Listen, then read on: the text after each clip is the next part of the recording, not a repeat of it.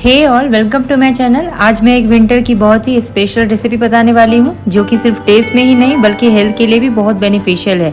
इसका नाम है आंवला कैंडी। तो चलिए रेसिपी शुरू करते हैं। इसे बनाने के लिए सबसे पहले मैंने यहाँ आंवला लिया है जो कि 500 ग्राम लिया है। इसे मैंने अच्छे से वॉश कर लिया है और एक स्टीमर पे इसे स्टीम करने के लिए रख दिया है। जब पानी उबाल आ जाए तो इसे स्टीम करने के लिए ढक देंगे और 20 से 25 मिनट ये स्टीम होने में लगता है। आप यहाँ देख सकते हैं कि आंवला अच्छी तरीके से ब्लांच हो चुका है। जब आंवला ऊपर से कलियाँ इसकी खिलने लगे तो समझ लीजिए आंवला परफेक्टली स्टीम हो चुका है। ये देखिए ऊपर से ये सॉफ्ट हो चुकी है और इसकी सीड आराम से निकल जाएगी। अभी ये गर्म है तो आप आराम से इसे 5 मिनट के लिए ठंडा होने दीजिए।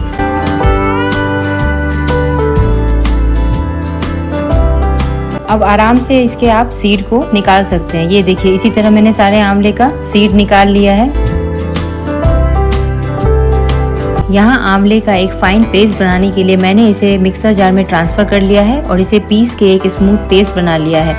वैसे तो पानी की ज़रूरत नहीं लगती है इसे पीसने के लिए, लेकिन अगर आपको ज़रूरत लगे तो आप 3 से 4 चम्मच इसमें पानी ऐड कर सकते हैं। और इसका एक स्मूथ पेस्ट बनाना है ताकि कुछ दरदरापन इसमें ना रहे, कुछ आंवला के चंक्स भी इसमें ना रहे, बिल्कुल स्मूथ टेक्सचर होना चाहिए। और जो ये पेस्ट मैंने बनाया है ना, इसे मैंने नॉन स्टिक पैन में डाल दिया है।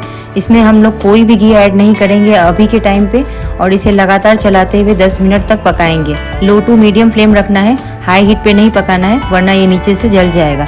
थोड़ी देर के बाद देखोगे आप मॉइस्चर इसका पूरा एब्जॉर्ब हो चुका है, मतलब जो भी पानी इसमें अगर मैंने ऐड किया था तो वो सब निकल चुका है। उसके बाद 500 ग्राम मैंने इसमें शुगर ऐड किया है। शुगर की क्वांटिटी आप अपने टेस्ट के अकॉर्डिंग ज़्यादा या कम कर सकते हो। शुगर की जगह आप इसमें खांड या फिर गुड़ भी ऐड कर सकते हो एज पर योर विश।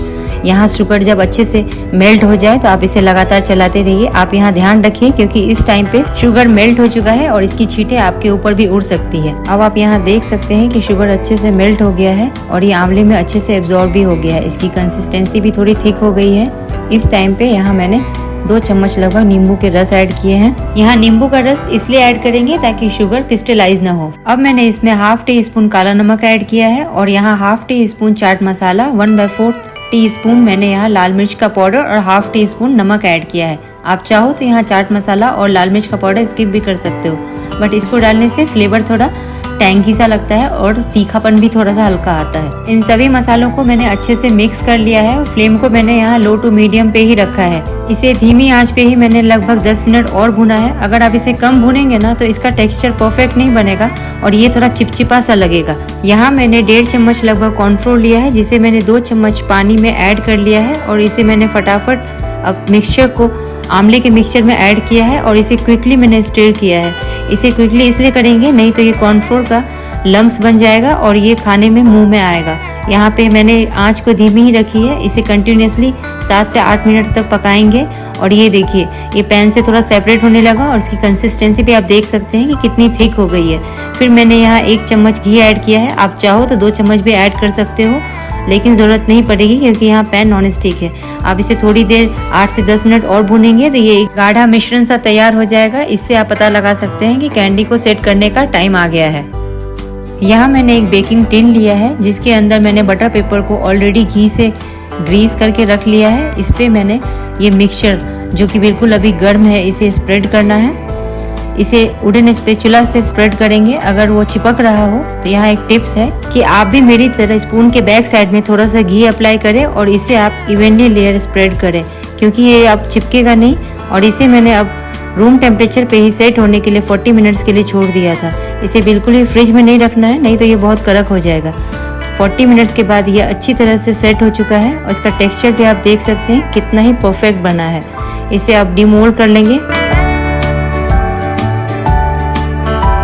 इसका बटर पेपर मैंने हटा लिया है। घी की वजह से बिल्कुल सिल्की स्मूथ टेक्सचर लग रहा है और शाइनी भी लग रहा है। एक ग्लेज सा आ गया है कैंडी में, आप यहाँ देख ही सकते हैं। और मैंने यहाँ शार्प नाइफ से कट किया है। एक और मैं टिप्स देना चाहती हूँ आपको, कैंडी को कट करने के टाइम पे आप नाइफ में थोड़ा सा घी लगा दो। इससे कैंडी बहुत ही जेंटली कटेगा, आप उसे टुकड़ों में आराम से काट सकते हो, ये आपस में चिपकेगी भी नहीं।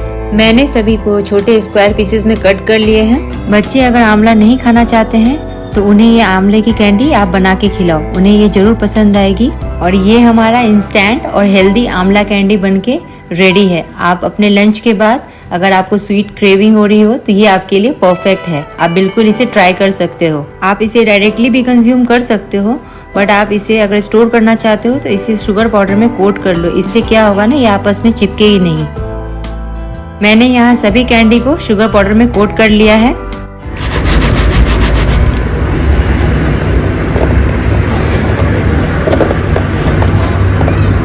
आप यहाँ देख ही सकते हो कि कैंडी बिल्कुल भी चिपचिपा नहीं बना है और बिल्कुल स्टिकी जैसा नहीं बना है।